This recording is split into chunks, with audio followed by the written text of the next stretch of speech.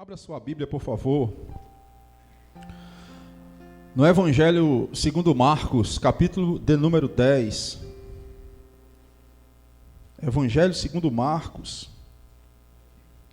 capítulo de número 10.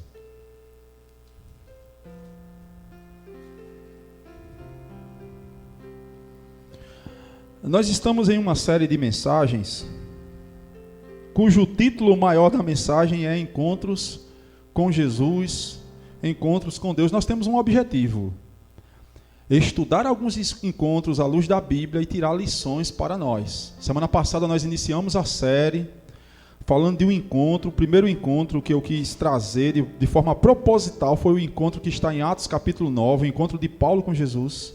Hoje eu quero trabalhar aquilo que eu acredito ser o encontro mais triste que está narrado nas Escrituras, visto o resultado dele. Marcos capítulo 10, eu quero ler com os irmãos a partir do verso de número 17. Se você puder, fique de pé para ler comigo esse texto. Vamos ler do verso 17 ao verso 27.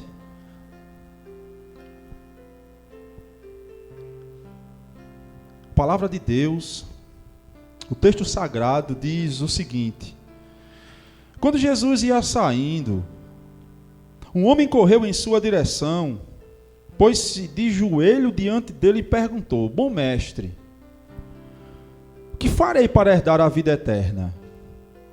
Respondeu Jesus: por que você me chama bom? Ninguém é bom, a não ser um que é Deus.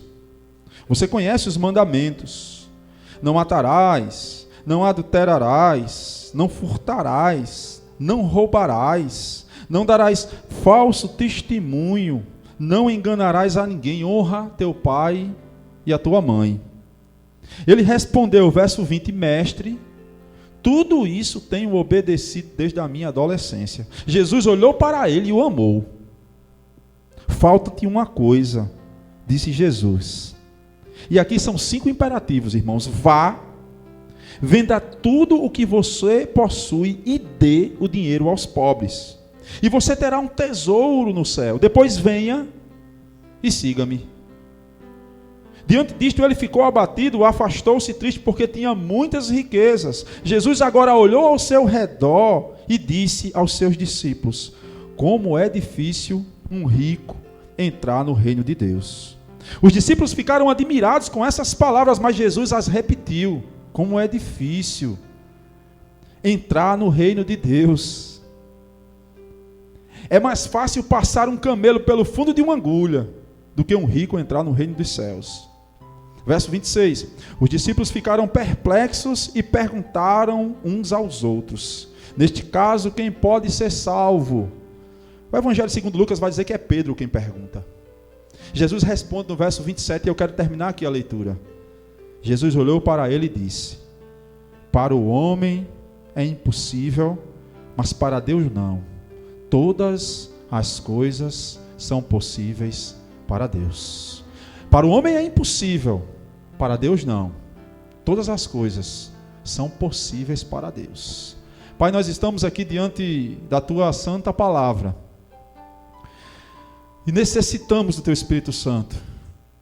Pai, sonda mentes e corações nesse momento em que Tua palavra é exposta, Senhor. E nos dá a capacidade humilde, aplicada e prática de compreendê-la.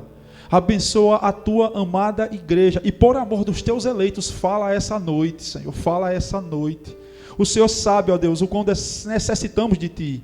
E o quão somos dependentes nessa hora do Senhor, o Senhor sabe. Eu só te peço, me faz fiel a esse texto. Me dá o tremor necessário e o temor santo de falar a Tua santa palavra com fidelidade. Abre os ouvidos e olhos espirituais, para que possamos assim compreendê-la e sair daqui diferente pelo poder que há na Tua palavra. É o que eu te peço, em nome de Jesus, para a glória de Jesus. Amém, amém e amém. Se irmãos podem sentar.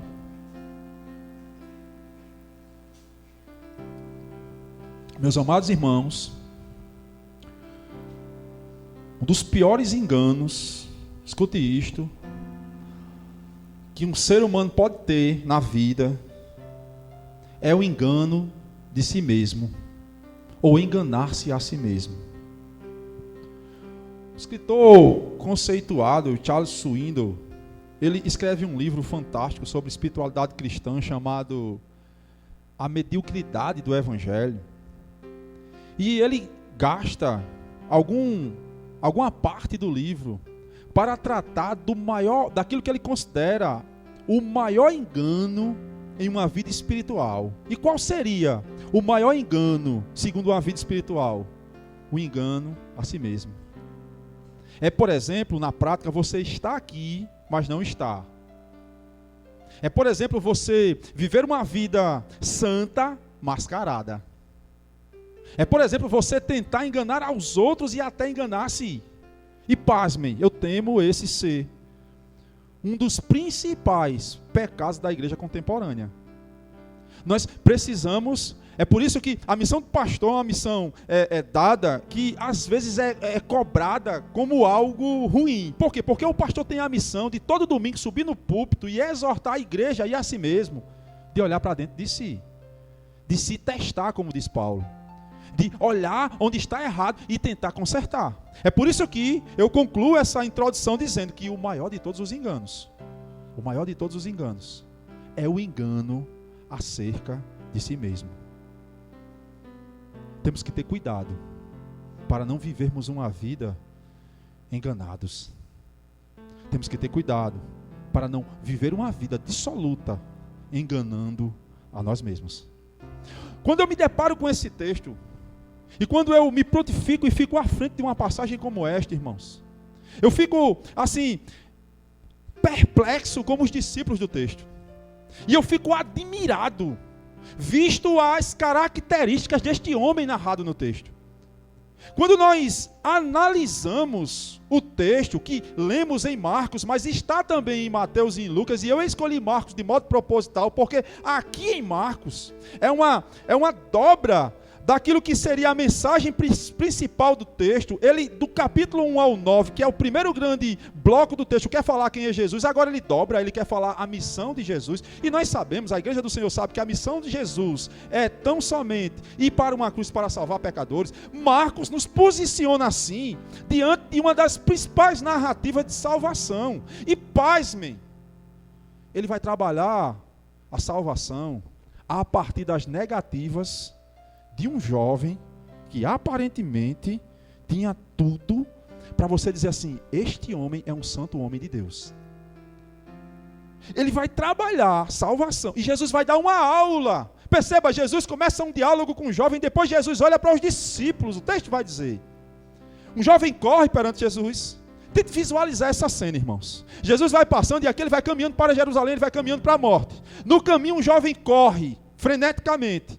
Este jovem é um homem rico, cheio de posses. Ele se ajoelha e ele faz uma pergunta que talvez seja, quando nós falamos de espiritualidade cristã, a grande questão: o que posso fazer para ser salvo, mestre? Perceba, ele está diante da pessoa certa, ele está fazendo a pergunta certa, mas a resposta para ele não é uma resposta tão boa assim. Portanto, isto é um encontro aqui que eu considero de forma um dos encontros mais tristes, se não o mais triste, que você vai encontrar nas narrativas sagradas. Porque via de regra, quando você vê um encontro, você vê alguém sendo curado, alguém sendo abençoado, alguém recebendo a salvação. Neste encontro aqui, você tem a seguinte exclamação: ele saiu triste. E depois você não escuta mais falar desse jovem. Nas narrativas sagradas você não encontra mais ele. Apenas essa é a última palavra para ele: ele saiu triste porque era rico demais. Exclamação, ponto. Bom, diante disto, gente, visto que Marcos quer tratar a salvação de forma proposital, ao meu ver, negativamente, eu quero também sublinhar aqui algumas verdades na negativa. Muito embora eu conheça a homilética e sei que isso não é padrão, eu quero quebrar essa regra hoje e sublinhar algumas verdades acerca desse encontro, acerca da salvação na negativa. Diante disto, eu quero fazer uma pergunta ao texto que vai nos trilhar a partir de então, porque esse texto aqui, ele tem muito a nos ensinar acerca de o que é um verdadeiro encontro salvífico. Bom, qual seria a pergunta? A pergunta é a seguinte: o que não pode salvar? O que não é suficiente para a salvação? Olhando para o texto, Bíblia aberta, nós vamos sublinhar algumas respostas. A primeira delas: não é suficiente para a salvação uma vida performática, religiosamente falando. Eu vou repetir: não é suficiente para a salvação uma vida de performance, uma vida performática, religiosamente. Note que o texto começa, versículo de número 1, olha a cena. Perdão, versículo número 17. Quando Jesus ia saindo, um homem correu em sua direção e pôs-se de joelhos perante ele. Irmãos, esta expressão no grego, ela traz a conotação de alguém que está frenético, de alguém que está angustiado com a causa. E aqui é a causa, nós vamos adentrar no texto e nós vamos ver a causa principal que perturbava a mente daquele jovem. Mas perceba, ele corre e se ajoelha. Isso não é comum, irmãos, quando nós olhamos para o primeiro século. Embora Jesus, e aqui alguns comentaristas vão conjecturar que a fama de Jesus estava sendo espalhada, e que alguém chegou aos ouvidos deste jovem falando: olha, já que você procurou essas respostas com outros rabinos, eles não te deram uma resposta uma resposta sólida. Há um rabino que é sobre outros rabinos que eu acredito que você vai responder. Tudo isso é conjectura, nós não temos isso escrito. Mas o fato é que este homem corre de uma forma desesperada, e o texto diz que ele se ajoelha. Sabe o que é isso, irmãos? Performance. Ele é performático. Ele sabe se comportar. Ele sabe se portar. Ele se ajoelha diante de Jesus. Quando você tem em mente, nós sabemos o final da história, mas como você tem em mente aqui uma narrativa que está em processo, está em andamento, perceba, nós sabemos que ele está diante do Deus encarnado, sim ou não? Nós temos essa noção, mas ele não. Contudo, este homem, de forma, ao meu ver, performática, se ajoelha. Mas, e aí esse mais, ele sai daqui sem a salvação. De modo que eu posso concluir, é uma forma lógica de conclusão, que uma vida performática somente não basta. Não é suficiente para a salvação. Você pode chegar na igreja e ser até um sujeito, ou ser uma moça, uma mulher, um homem, que tem reverência, que se ajoelha, ora, participa do louvor fechando os olhos, levantando as mãos, com muita reverência, vive uma vida assim, reverentemente. No momento da palavra você está com muita reverência ouvindo.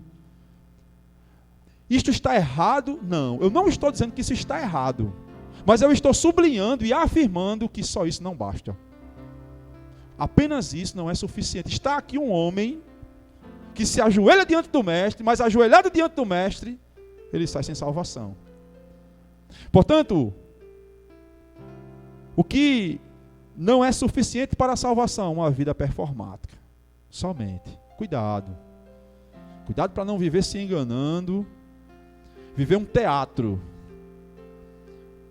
enganando a você e tentando enganar as outras, porque Deus tudo vê. Estamos diante de um homem exemplo para nós. E Jesus dá uma aula. Vida performática não pode salvar. Mas nós temos uma segunda resposta, à luz dessa pergunta. O que também não é suficiente para a salvação, além de uma vida performática? Em segundo lugar, o que não é suficiente para a salvação é ser bem intencionado. Irmãos, eu demorei para achar este ponto, visto que você só vai perceber a intenção quando você começa a ler o texto original. Este homem que vai até Jesus e vai com uma questão, repito, a questão das questões quando se trata de espiritualidade cristã, ele é bem intencionado. E quando você compara dentro de um contexto imediato, posterior e anterior, você vai compará-lo, por exemplo, com os fariseus. Esse homem aqui, já que não é como os fariseus. Ele não vai para Jesus com uma pegadinha. Ele não tem uma pegadinha. Ele não foi como os fariseus que querem de alguma forma pegar Jesus em alguma coisa para assim dizer que Jesus é ou não é. Mas ele tem boa intenção. A propósito, a questão que ele levanta, a questão essa aqui é uma questão muito relevante para nós. O que devo fazer para ser salvo o perturbava. E perceba, ele quando encontra o mestre e se ajoelha diante dele, ele não vai pedir nada de bem material. Ele não está pensando em configurações terrenas. Mas pelo que eu percebo no texto, ele está pensando em configuração eterna. Este homem está com a mente no céu, gente. Na eternidade. E o que importa para ele é isso. Sim, claro. Alguns comentaristas, o J. Serali, que é o bispo de Liverpool, comentando o texto, vai dizer que ele tinha tudo. Ele era jovem, ele era rico, ele tinha posses. Mas isto não anula o fato de estar perto de Jesus e pedir um outro algo material. Mas ele não pede. Ele é bem intencionado, espiritualmente falando. E veja, ele chega para Jesus e faz a pergunta, não capciosa, não querendo pegar o mestre, mas a pergunta que inquietava a sua alma. Estamos diante de um homem com a alma inquieta, irmãos. Um homem que, como já disse certo pregador, havia um vazio, um buraco no coração dele do tamanho de Deus. E todo ser humano é assim. Perceba isso, todo ser humano é assim. Nós nunca vamos conseguir ser satisfeitos plenamente em nada dessa terra, até porque cantamos. O que está aqui é para nos ludibriar, de acordo com salmos e hinos. Nós não somos desta terra, mas nós estamos peregrinando nela, de modo que o ser humano só vai ser completo, o ser humano só vai ter sua completude em Deus. Há um vazio dentro do coração do homem, do tamanho de Deus. Só Deus pode preencher. Este homem está assim. Mas ele tem boa intenção. Ele não é mal intencionado. Ele chega até Jesus e faz a seguinte questão: Mestre,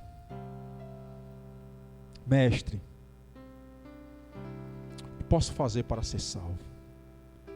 Depois disso, Jesus dá uma resposta bastante discutida entre os teólogos. E esta resposta que ele dá no verso seguinte, porque Jesus diz assim: por que você me chama bom? Bom é só um, que é Deus. Alguns estudiosos vão debater aqui, isso é muito discutido entre os comentaristas, que Jesus aqui, ele de alguma forma, e aí existe até pessoas, por exemplo, você tem ideia, que vão atestar que Jesus não é Deus baseado nisso, visto que Jesus está dizendo assim: não, bom é Deus, eu não sou bom. Eu acho esse tipo de argumento muito raso e muito superficial, visto que Marcos vem, desde o capítulo 1, fomentando a pessoa de Jesus como Deus, seja uma hora em um milagre, seja em uma cura, seja em uma salvação. Marcos está gritando a divindade de Jesus. De sorte que ele não iria se contradizer agora no capítulo 10. E ainda mais, quando Jesus diz assim: bom, por que me chamas bom? Na verdade, Jesus quer dar uma aula a este jovem. Visto que no coração do jovem ele não tinha a plenitude da visão do que era bondade. E Jesus está dizendo para ele: por que tu me chamas bom? Bom é Deus. Sabe, é mais ou menos como se Jesus, eu acho, estivesse dizendo assim: você me acha bom, mas eu não sou só isso. Eu sou Deus. Bom mestre. Por que tu me chamas bom?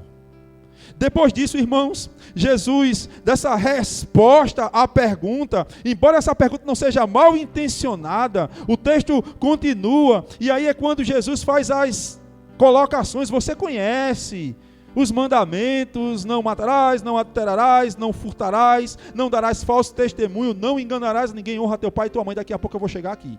Mas qual é o ponto? Por ora, ele era bem intencionado. Posso afirmar, olhando para o texto, que esse camarada aqui tinha má intenção. Mas, irmãos, boa intenção não basta. Boa intenção não é suficiente. Você pode estar aqui muito bem intencionado. Muito bem intencionado. Ah, pastor, eu tenho a melhor das intenções. Ah, irmã, eu sou sincero demais, sincero. eu tenho a melhor das intenções, eu sou um sujeito bem intencionado. Não basta. Não é o bastante para a salvação, não. Não é suficiente para a salvação. Estamos aqui diante de um texto em que temos um sujeito, uma pessoa sincera, buscando uma resposta espiritual para uma causa existencial. Ele tem um vazio na alma, ele tem um problema. O que é que eu posso fazer para ser salvo? Isso tem agoniado ele. Ele corre para a pessoa certa, repito, se joga aos pés dessa pessoa e pergunta. Ele não pergunta como uma pergunta capciosa, maldosa, não. Ele pergunta com sinceridade, com honestidade. Ele está aqui realmente querendo uma resposta sincera. Ele é bastante sincero, ao meu ver, no texto. Ele está muito bem intencionado. Mas ele sai daqui sem salvação. Você pode viver uma vida todinha dentro da igreja, de boas intenções. Uma vida todinha. Sujeito mais bem intencionado, a jovem mais bem intencionada da igreja. E ainda assim, está tão longe de um verdadeiro encontro. Irmãos, isso tem batido demais na minha mente. Isso tem batido demais em mim. Porque como líder de igreja, e o meu próprio coração deve ouvir isso e tratar isso dentro de mim. É possível, irmãos, nós estarmos tão perto de Jesus, mas ao mesmo tempo tão longe. Este jovem está de frente à salvação, amados. Este homem aqui, ele não tem a noção do Deus personificado que está diante dele.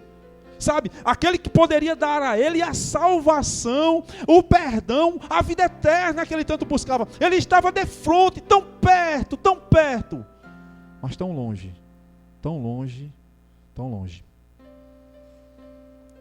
Performance não é suficiente.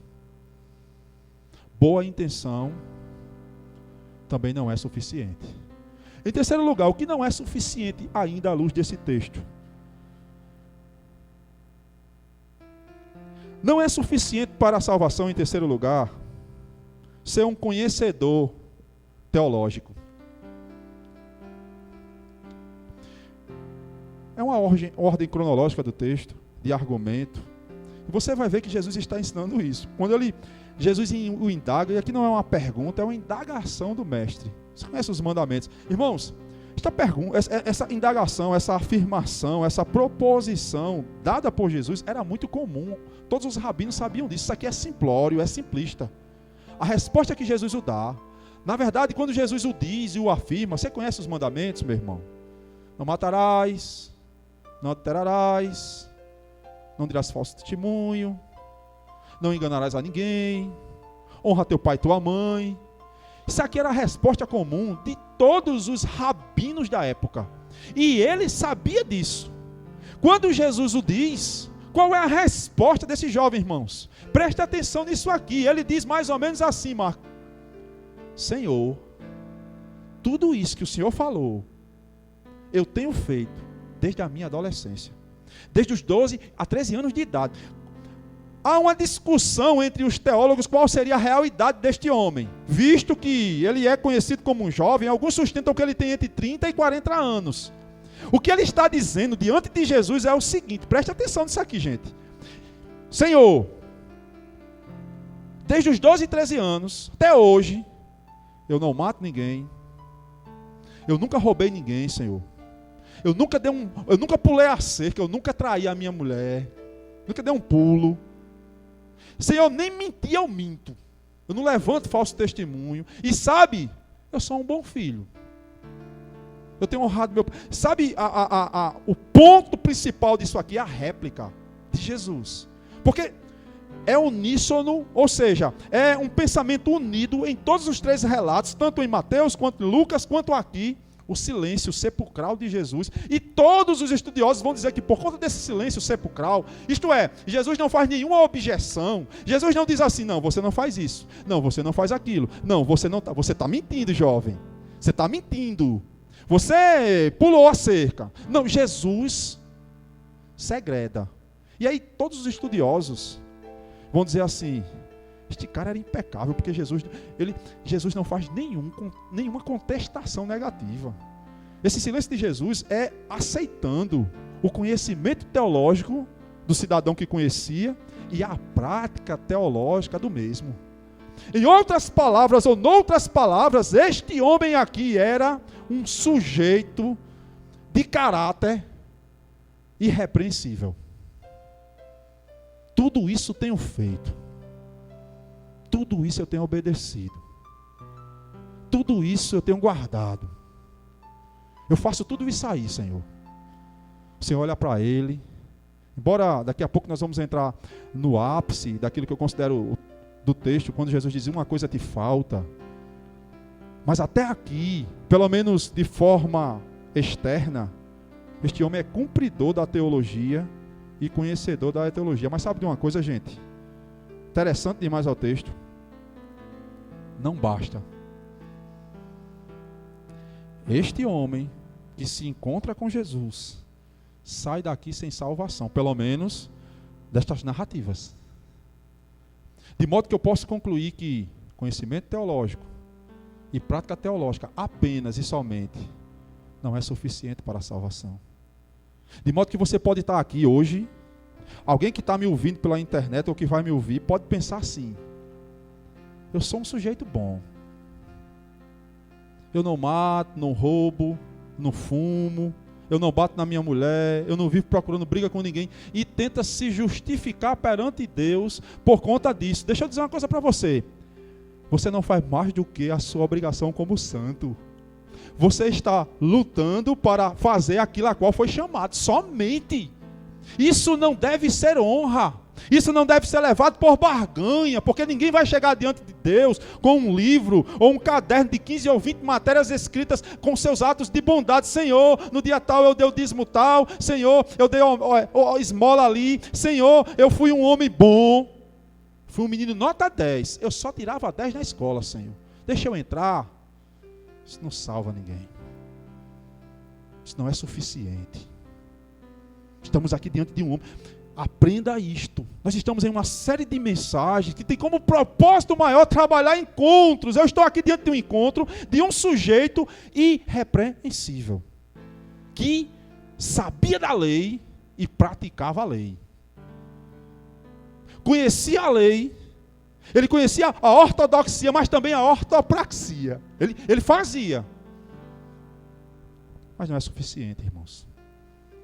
Isto também não é suficiente. Então é verdade que Jesus vai dizer no decorrer do texto, daqui a pouco eu vou voltar para esse verso, mas eu quero ler de uma forma gradativa. Jesus diz no verso 21, olhando para ele, Jesus o olhou e o amou. Isso é impressionante, essa expressão, Jesus o amou, porque não está nem em Marcos, não está nem em Mateus, nem em Lucas, somente aqui. Alguns teólogos discutem sobre o porquê desse amor, até porque Jesus o ama, mas não o salva aqui. E aí eu gosto muito quando o Timothy Keller, no seu livro A Cruz do Rei, ele conjecturando o texto, ele diz: é possível que Jesus se identificou com ele. É possível. Visto que ele também era um jovem. Jesus também era jovem. Assim como esse jovem, diz o Timothy Keller, Jesus é um jovem. Mas Jesus era um jovem que não apenas doou o que ele tinha somente, mas o tudo, ele se doou. E aí o Timóteo Keller conclui da seguinte forma: riqueza para Deus não é o quanto você tem, mas é o quanto você pode dar. Riqueza para Deus não é o quanto você tem, mas o quanto você pode se doar. E aí Jesus, jovem, olhando para este homem, diz o teólogo, se identifica com ele e diz: ô meu filho, também sou um jovem e dei a minha vida. Paulo escrevendo 2 Coríntios, é um texto que eu gostaria que você sublinhasse, vez por outra você olhasse. 2 Coríntios, capítulo 8, versículo de número 7 e 8. Paulo, ele sendo um apóstolo, tendo toda a autoridade. Perdão, irmãos, 1 Coríntios. Ele poderia exigir da igreja, e ele está falando ali exatamente de dar, do doar, do contribuir. E Paulo diz assim, Paulo poderia inferir a igreja e ordenar a igreja que desse. Não, ele diz assim: irmãos, eu quero lembrar vocês do evangelho. Eu vou falar de oferta, mas eu quero lembrar vocês o evangelho. Cristo Jesus era Deus, sendo rico, se fez pobre, para que, através da sua pobreza, vocês fossem ricos diante de Deus. Vão lá e façam o mesmo. Perceba, estamos diante de um jovem que, apesar de jovem, não compreendeu ainda no seu coração o que era realmente a sua riqueza, irmãos. É por isso que uma coisa lhe faltava. Daqui a pouco eu volto para o texto. Mas o ponto é que Jesus o ama, o repreende. Logo em seguida, depois ainda no verso número 1, Jesus diz: uma coisa te falta, e aí vem os imperativos. Vá, é o primeiro imperativo. Venda, é o segundo. Tudo o que você possui e dê. Terceiro imperativo do texto: o dinheiro aos pobres, e você terá um tesouro no céu. Depois venha. Quarto imperativo: e siga-me. Quinto imperativo do texto, do verso. Imperativos são ordens. Jesus está dizendo assim, o exortando: vá, venda, dê, volte e siga-me.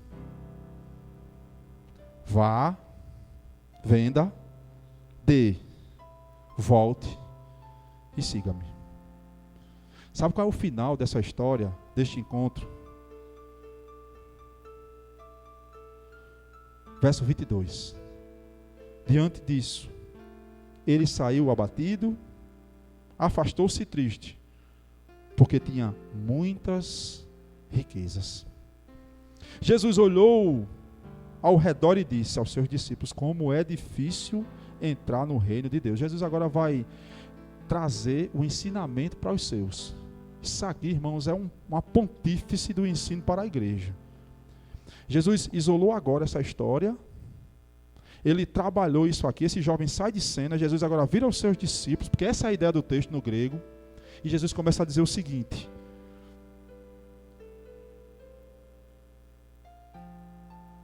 olhou ao seu redor e disse aos seus discípulos: como é difícil entrar um rico no reino dos céus de Deus. Verso 24. Os discípulos ficaram admirados com estas palavras, mas Jesus repetiu: filhos, como é difícil entrar no reino de Deus. É mais fácil um camelo passar no fundo de uma agulha do que um rico entrar no reino de Deus. Verso 26. Os discípulos ficaram perplexos e perguntavam uns aos outros, neste caso, quem pode ser salvo. A ideia aqui, irmãos, é a seguinte: havia uma ligação, Rosélia, à época, entre riqueza e o poder e a mão de Deus sobre a pessoa. Eles ligavam. Uma pessoa rica, logo é uma pessoa abençoada, Deus está com ele. Aí perceba, tem um jovem que é riquíssimo, mas Jesus está dizendo que ele não é salvo. E aí é interessante essa discussão, essa perplexidade, porque é o sentimento que me dá quando eu olho para esse encontro.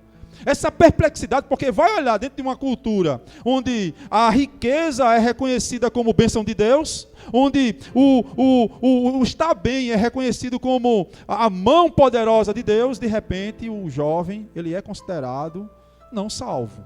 Muito embora este jovem, como falei anteriormente, fosse um jovem performático religiosamente, fosse um jovem que estava cheio de boas intenções e fosse um jovem que conhecesse. Mas sabe qual é o ponto? Eu vou voltar a esses versos já já. Não é suficiente para a salvação. Não salva. Você não é salvo pelo que você é, pelo que você conhece. Você não se salva sozinho. Você não tem condição de chegar diante de um Deus santo, santo, santo, e oferecer a Ele algum tipo de coisa vinda de você, achando que essa barganha, achando que esse escambo, essa troca, vai de alguma forma lhe favorecer. Não é assim que funciona com Deus. Estamos diante de um homem que conhece, pratica, mas não é suficiente. Não é suficiente para a salvação. Em quarto lugar, o que também não é suficiente para a salvação: a prosperidade financeira. Irmãos, como tem gente enganada. Propósito, esse é o slogan teológico do momento. Venha e Deus vai lhe abençoar poderosamente na terra. Eu não estou dizendo que não há espaço na nossa mensagem, no nosso púlpito, para as bênçãos de Deus. E vocês me conhecem. Há espaço no púlpito e no evangelho para dizer que Deus abençoa, e eu creio que Deus abençoa mesmo. Eu creio que Deus, Ele abre porta. Eu creio que Deus, ele abre águas em meio à rocha, que você fica assim, pasmo, dizer, meu amigo, foi Deus isso aqui, porque eu não esperava. Deus chegou na hora que eu precisava, e eu creio nisso. Deus sustenta o seu povo, e eu creio nisso. Contudo e todavia, nós devemos ter um cuidado para que as coisas não sejam sobrepostas ao Criador, aquele que as dá. Porque tem muita gente que diz ter tido um encontro com Jesus, que só vem para a igreja para receber de Deus. E quando eu digo receber, é porque uma doença bateu na porta, mas vou para a igreja. Deus, eu vou chegar lá, vou pedir para o pastor botar a mão na minha cabeça e orar para repreender esse demônio. As finanças estão ruins, eu tenho que ir para a igreja. Eu estou mal em casa, há um carro, eu vou para a igreja. Você está vindo para o lugar certo, isso aqui é hospital. Agora você só está vindo com o propósito errado. Porque o principal propósito dessas portas serem abertas domingo após domingo é só um: a glorificação de Cristo Jesus. Esta igreja aqui existe para glorificar a Cristo Jesus.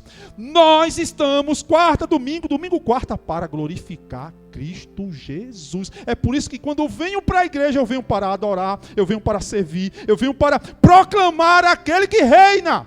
Nós precisamos, irmãos, ter esse sentimento no nosso coração. Nós não podemos inverter as coisas. Estamos aqui diante de um homem rico.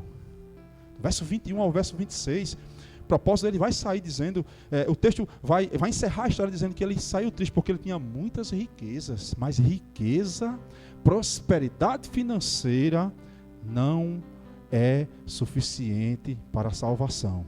Se você tem ouvido mensagens deste tipo, aborte-as. Jogue fora, porque isto não é evangelho. O evangelho, o propósito, na narrativa final, e eu quero ler para chegar ao ponto máximo e voltar à nossa reflexão. A ideia dos discípulos era essa época. Eles ligavam, como eu falei, a questão da prosperidade de um homem à mão de Deus. Eles ligavam isso. É por isso que Pedro fica perplexo, e diz assim, meu amigo, e agora? E agora? Se esse cara não consegue a salvação, como é que a gente vai? Jesus dá uma resposta impressionante. É impossível aos homens, mas é possível a Deus. Eu volto já já. Mas, irmãos, a narrativa é concluída com Pedro agora tentando de alguma forma, e aqui, a maioria dos teólogos, eu quero citar aqui o Adolf Buhr, um alemão, vai dizer que Pedro aqui está barganhando com Jesus, quando ele diz aqui no verso de número 28, nós não lemos, então Pedro começou a dizer, nós deixamos pai e mãe para te seguir. Aí Jesus responde, aqui Jesus dá uma resposta com promessa, na verdade uma exortação com promessa. Olha a resposta de Jesus. Digo-lhes a verdade, ninguém que tenha deixado casa, irmãs, mãe, pai, filhos ou campos, por causa de mim, do evangelho, deixará de receber 100 vezes mais, já no tempo presente, casas, irmãos, irmãs, filhos e campos, e com eles, perseguição. O povo esquece desse lado do evangelho. Perseguição. E na terra futura, o que o jovem procurava? A vida eterna. Contudo, ele conclui, moral da história, muitos primeiros serão os últimos e muitos últimos serão primeiros. Jesus mostra a faceta do evangelho. Ele é o Deus encarnado. Ele tem a boa notícia, ele tem a mensagem. Jesus quer dar uma lição. E qual é a lição que Jesus quer dar? Olha, não adianta. Em outras palavras, ou noutras palavras, em uma sintaxe, o que Jesus está dizendo é o seguinte: não adianta você ser performático, não adianta você saber, tremer, até se ajoelhar, não adianta somente isso, não adianta você chegar aqui levantando mão, dando glória a Deus, dando aleluia, e viver uma vida tão somente mascarada, não adianta, isso não é suficiente, toda a riqueza desse mundo não é suficiente, na verdade dinheiro algum é suficiente para a salvação. Não é suficiente. É a mensagem, é a síntese desta narrativa e deste encontro. Portanto, recapitulando, performance religiosa não é suficiente.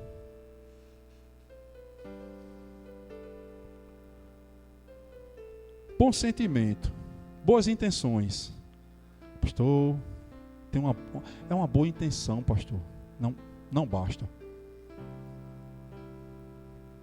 Conhecimento teológico. Não basta.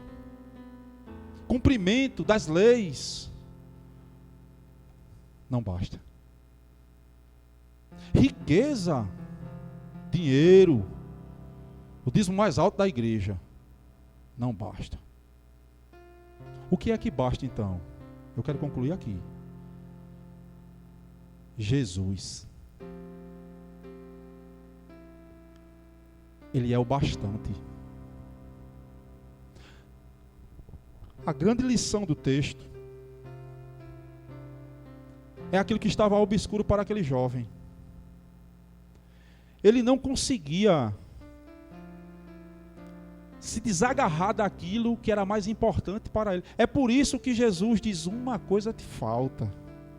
Nós podemos concluir isso dentro de duas exclamações. Primeiro, quando ele corre, e aqui o frenesim da correria denota que alguma coisa está errada. Depois, o que o próprio Deus em Cristo Jesus o diz: uma coisa te falta.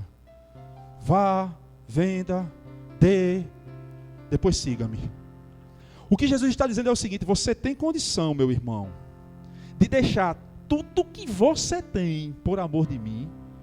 Você veio atrás de salvação, mas eu quero lhe fazer uma outra pergunta, uma outra questão. Você tem condição, hoje, agora, diante dessa pergunta, que não é capciosa, que não é maldosa, mas é uma pergunta muito bem colocada. Você tem condição de negar-se a si mesmo? Você tem condição de não fazer a sua vontade? Você tem condição de não deixar imperar dentro do seu coração os seus desejos? Você tem condição? Você tem condição de viver uma vida santa? Você tem condição de não apenas guardar, de não apenas fazer, mas de sobremodo amar?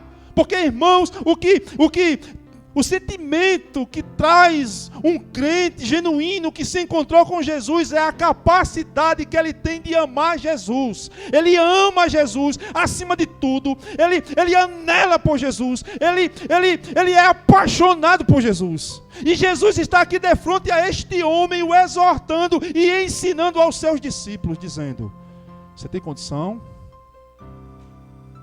Você tem condição? Será que você tem essa condição de deixar tudo, sem olhar para trás, e de servir a mim a partir de hoje?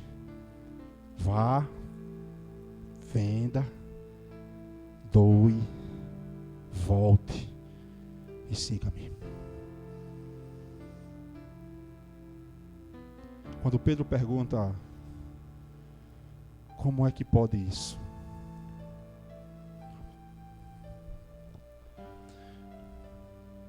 Jesus olhou para eles e respondeu, verso 27. Para o homem é impossível, mas para Deus não. Todas as coisas são possíveis para Deus. Confie nesse Deus, na qual não há impossível para eles. Confie nesse Deus que um dia te chamou e tem te sustentado. A propósito, quando Jesus dá um ensinamento a respeito da riqueza aqui, mais fácil um camelo passar no fundo de uma agulha do que um rico entrar no reino dos céus. Eu penso que Jesus está falando de uma forma literal. O que Jesus queria dizer aqui é que é impossível o homem sozinho se salvar. É impossível. Mas em Cristo Jesus há possibilidade de vida. De modo que se você está nessa noite, mas você ainda não tem essa certeza plena, você até tem se esforçado, você tem buscado, você até tem algum tipo de performance, todos nós temos de algum modo, sabe, você quer seguir, mas você não consegue. O conselho prático que eu dou a você, ao seu coração: corra para aquele que pode. Aos homens é impossível, mas a Deus não. Todas as coisas são possíveis ao Senhor. Aquele que começou a boa obra Ele vai terminar essa boa obra. Ele vai nos sustentar durante ela. E Ele é aquele que é capaz de nos dar a resposta que esse jovem não teve: a vida eterna. De modo que a vida eterna está somente na pessoa de Jesus. É por isso, gente, que a centralidade do culto é a pessoa de Jesus. A centralidade dos louvores é a pessoa de Jesus. O pilar da igreja, a pedra angular, é a pessoa de Cristo Jesus. Sem Ele estamos perdidos. Sem Ele nós não somos nada. Sem Ele nós não temos história. Pois a glória toda para Ele. É como Paulo diz, irmãos, no capítulo 11 de Romanos, porque para Ele, por meio dEle, são todas as coisas. Cristo Jesus, Ele deve ocupar o lugar central na nossa vida. Em síntese, é isso que este texto nos diz. Não adianta. Tudo isso que eu falei, jogue isso, se você não tiver o principal: Cristo Jesus somente. Enquanto os meninos vêm louvar, eu queria que você...